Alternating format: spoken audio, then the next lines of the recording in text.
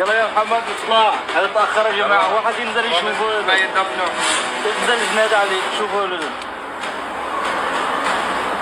هذا نطلع احناين. محمد محمد يا محمد تعال شوف محمد يا ناس ماله هذا، تعال يا محمد خير خير شو في خير خير محمد.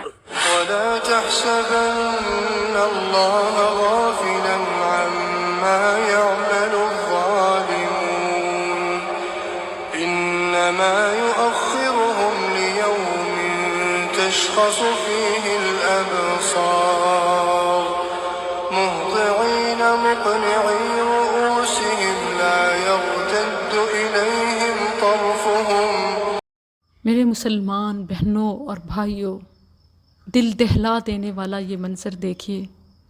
ہم میں سے کوئی نہیں جانتا کہ موت کب آ جائے، پھر بھی بے خوف گناہ پہ گناہ کیے چلے جاتے ہیں. اس کلپ میں دیکھیے کہ ایک بیٹا لوگوں کو یہ کہہ کر باپ کی قبر میں اترا کہ آخری دیدار کر لوں، پھر ساری جائیداد اپنے نام کرانے کے لیے باپ کے ہاتھ کا انگوٹھا لگانے ہی والا تھا کہ اپنی موت کا فرشتہ آ گیا. یہ منظر بار بار دیکھیے اور اپنا جائزہ لیجئے کہ ہماری زندگی میں جو بھی ظلم، زیادتی، عصیان، دوسروں کو تکلیف پہنچانا، کسی کا حق کھانا، یا آج کل ایک اور بڑھتا ہوا گناہ غیر محرم کی محبت دل میں پالنا اور پھر چٹ چیٹ پہ لگے رہنا، اگر اسی پر موت آ گئی تو کیا ہوگا؟ یاد رکھیے کہ ہمیں صفائی کا موقع بھی نہیں ملے گا.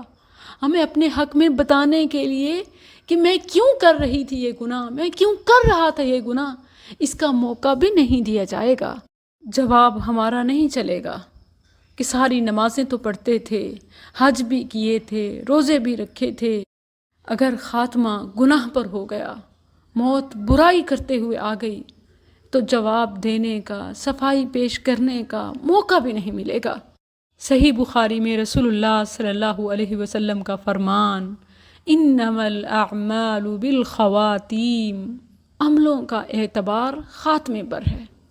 کوئی بھی گناہ کرنے سے پہلے، کوئی بھی برائی اگر جاری رکھے ہوئے ہیں تو ایک بار سوچ لیجئے کہ اس پر موت آ گئی تو کیا ہوگا. ساری زندگی کی عبادات تک ضائع ہو سکتی ہیں کیونکہ عملوں کا اعتبار خاتمے پر ہے.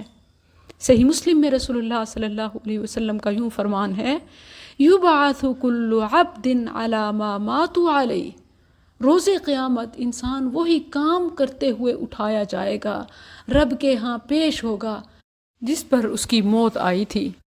زندگی میں نیکیاں زیادہ ہیں تو امید رکھ سکتے ہیں کہ نیکی پر ہی موت آئے گی، اور اگر گناہ زیادہ ہیں تو یاد رکھیے سلف صالحین کا یہ موقف ہے اور وہ یہ نصیحت کرتے تھے، حسن خاتمہ بالخیر بائی چانس نصیب نہیں ہوتا بلکہ زندگی بھر کا تقویٰ ہوتا ہے.